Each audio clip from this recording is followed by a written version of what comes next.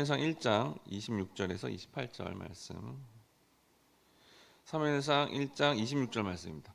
한나가 이르되 내 주여 당신의 사심으로 맹세하나이다. 나는 여기서 내 주 당신 곁에 서서 여호와께 기도하던 여자라. 이 아이를 위하여 내가 기도하였더니 내가 구하여 기도한 바를 여호와께서 내게 허락하신지라. 28절 같이 읽겠습니다. 그러므로 나도 그를 여호와께 드리되 그의 평생을 여호와께 드리나이다 하고 그가 거기서 여호와께 경배하니라. 아멘. 할렐루야. 하나님께서 우리에게 말씀을 듣고 기도하는 자리로 부르셨습니다. 오늘은 여호와께 기도한 사람의 삶, 기도하면 어떤 반응을 하며 살아가는지에 대한 말씀을 나눌 때 여러분 모두도 기도하심으로 그렇게 기도한 자로서의 삶을 존재론적으로 반응하시는 복된 삶이 되시길 바랍니다. 사무엘상 1장 19절에 보니까 그들이 아침에 일찍이 일어나 여호와 앞에 경배하고 돌아가 라마의 자기 집에 이르니라. 엘가나가 그의 아내 한나와 동침하매 여호와께서 그를 생각하신지라 라고 되어 있습니다. 이전에는 하나님께서 그들을 생각하지 않으므로 한나가 임신되지 않았다는 겁니다.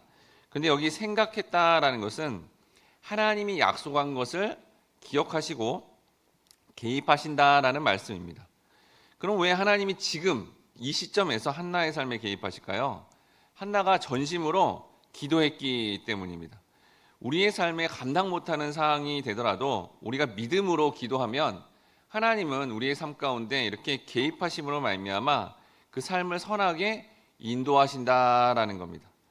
이제 한나는 드디어 하나님의 때가 되어 임신하게 됩니다. 사무엘상 1장 20절에 보니까 한나가 임신하고 때가 이름에 아들을 낳아 사무엘이라 이름하였으니 이는 내가 여호와께 그를 구하였다 함이더라 라고 되어 있습니다. 여기 때가 이름에라는 것은 하나님이 작정하신 기간을 말씀합니다. 이제 한나의 고통의 시간은 막바지에 다다랐고 새롭게 하나님의 일하심에 발생한 시점이 되었다라는 것입니다. 즉 우리의 삶의 결정은 주어진 때에 우리 스스로 하는 것이 아니라는 겁니다. 하나님의 주권적인 때를 바로 받아들인 한나가 드디어 아들을 낳게 되었다라는 거죠.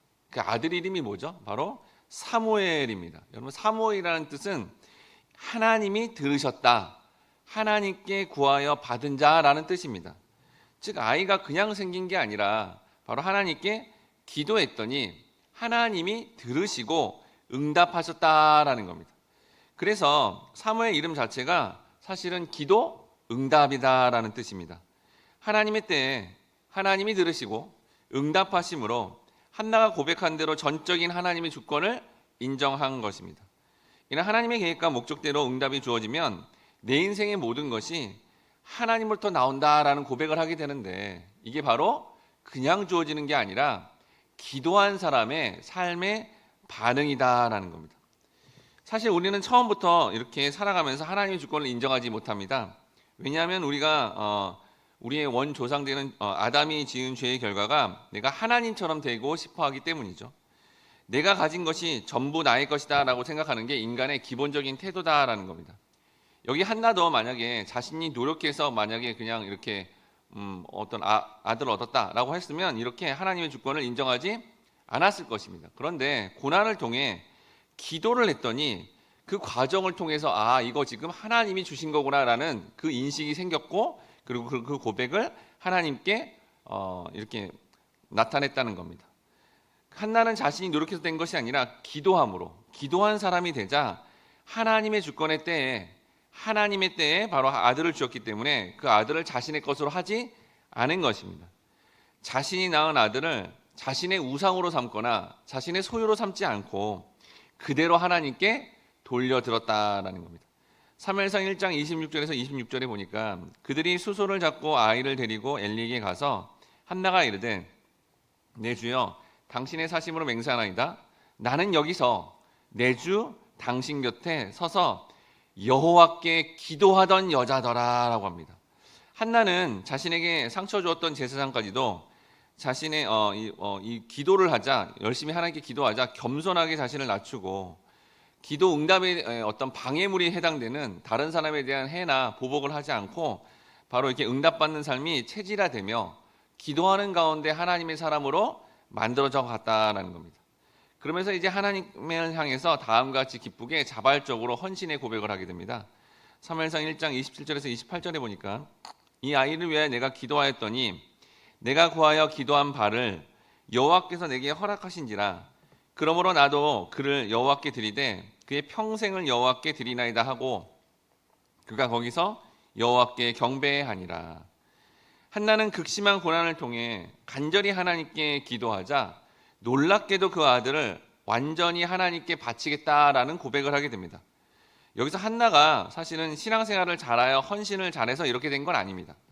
즉 이는 사사기 시대에 영적 암흑기에 빠진 이스라엘 백성들을 하나님께서 한 여인의 삶에 개입하심으로 말미암아 그 불임이라는 고통의 시간을 가진 이후에 불임의 시대가 끝나고 새 생명을 잉태하는 과정을 통해 이스라엘에도 영적인 어둠에서 끝나는 게 아니라 영적인 새로움으로 간다는 그 소망을 주시려는 하나님의 계획을 나타냈다는 겁니다.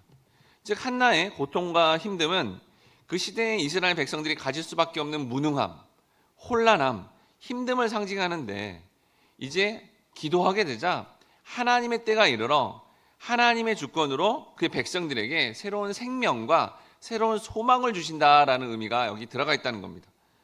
어머니는 자신이 낳은 그 아들을 떼어놓지 못합니다. 그런데도 한나는 어린 사무엘을 성전으로 보낼 수 있었던 것은 그의 노력으로 된 것이 아니라 하나님 주권 속에서 기도하자 이 놀라운 하나님의 주권을 인정하게 되고 또 그 모든 과정이 바로 하나님의 열심을 통해 이루어졌다라는 걸 알 수 있습니다.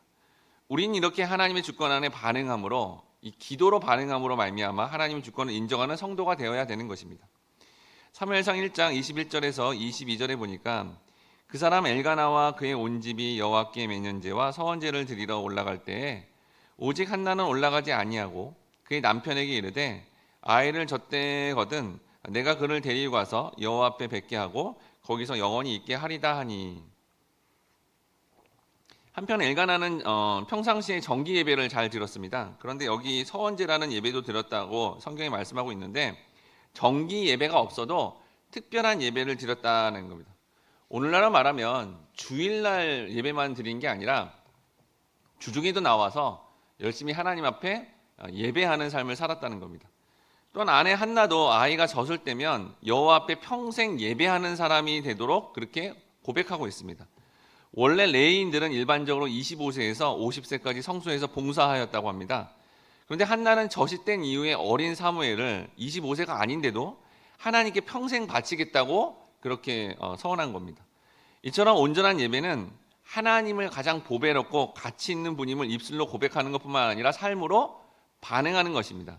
바로 한나가 고난을 통해 간절히 기도하자, 기도한 사람이 되자 그 어린 아들 얼마나 보고 싶고 자기 품 안에 곁에 두고 싶겠습니까?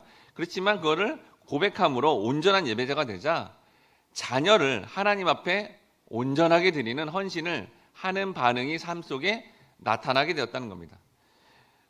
그러나 남편인 엘가나는 다음과 같이 반응합니다. 사무엘상 1장 23절에 보니까 그의 남편 엘가나가 그에게 이르되 그대의 소견에 좋은 대로 하여 그를 젖대기까지 기다리라. 오직 여호와께서 그의 말씀대로 이루기를 원하노라 하니라 라고 되어 있습니다. 원래 율법은 아내가 남편의 허락 없이 자의적으로 한 서원은 남편이 무효다라고 선언할 수 있었습니다.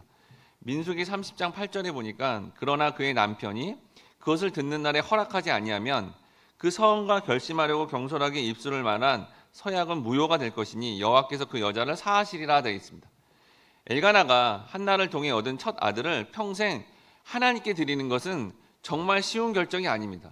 여러분 생각해 보십시오. 아버지가 이렇게 너무 사랑했던 아내가 낳은 첫 아들인데 그걸 막 어렸을 때부터 하나님께 드리겠다. 이게 쉽지 않은 결정입니다. 그럼에도 불구하고 아내 한나가 하나님 앞에 자신의 아들을 평생 드리겠다는 서원을 무효화하지 않고 인정한 것은 아내를 배려하고 아내의 뜻을 존중하는 남편의 모습을 보여준 겁니다. 이 모습을 보고 결혼하고 싶은 자매들이 주여 나에게도 이렇게 자상한 엘가나를 보내주시옵소서라고 기도를 하겠지만 그렇게 기도하면 어떻게 될까요? 엘가나와 분인나가 세트로 오게 됩니다. 분인나는 엘가나가 맞이한 둘째 아내로서 한나를 심하게 괴롭혔습니다. 그런데 그러한 고통 속에 한나는 결국 이 과정을 통해 하나님께 간절히 기도하게 되자 그 기도한 사람으로서 거듭나게 되자 다음과 같은 반응을 하게 됩니다. 한나가 바로 젖된 후에 사무엘을 데리고 올라가 진정한 예배를 드리게 된 겁니다.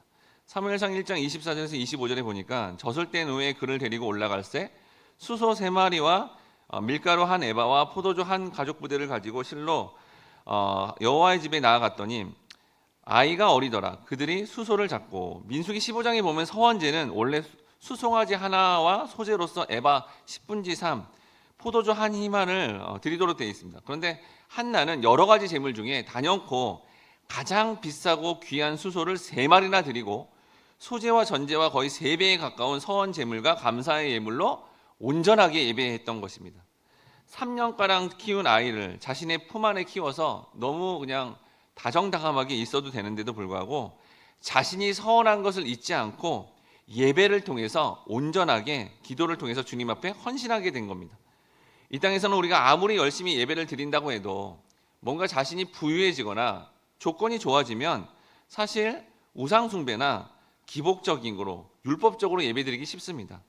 그런데 한나는 삶의 고난을 통해 간절히 기도하게 되자, 기도한 사람으로 그렇게 변화되자 바로 정기 예배를 온전하게 헌신하며 주중의 삶에도 하나님의 주권을 인정하며 예배하는 온전한 삶이 되었다라는 겁니다.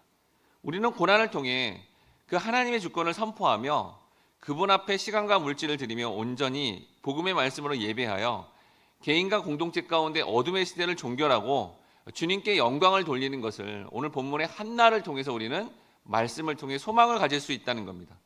이 모든 귀한 삶이 바로 한나가 삶 속의 고통스러운 과정 속에 가만히 있지 아니하고 기도하는 자리에 나와서 하나님께 간절히 기도하자 이루어진 삶입니다.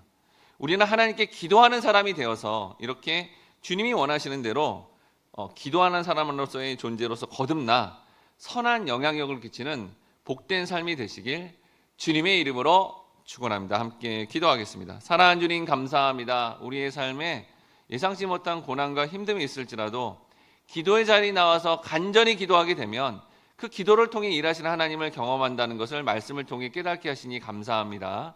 우리가 한나처럼 정말 간절히 기도하는 사람의 존재가 되어서 하나님의 열심을 통해 우리가 기도하는 존재가 되었을 때 이렇게 믿음으로 온전하게 예배드리게 하시며 무엇보다도 우리의 모든 삶을 하나님의 주권을 인정하는 삶으로 복된 삶으로 전환되는 그런 삶이 되게 도와주시옵소서. 기도한 대로 기도한 사람으로서 그렇게 믿음의 사람으로 반응함으로 말미암아 하나님의 개입하심과 하나님의 일하심을 경험하게 도와주옵소서.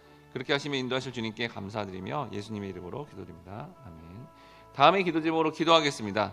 주여, 우리가 기도한 사람으로서 하나님의 주권을 온전히 받아들임으로 말미암아 내 삶의 모든 것을 주님께 즐거이 드리는 헌신의 삶을 살게 도와주시옵소서.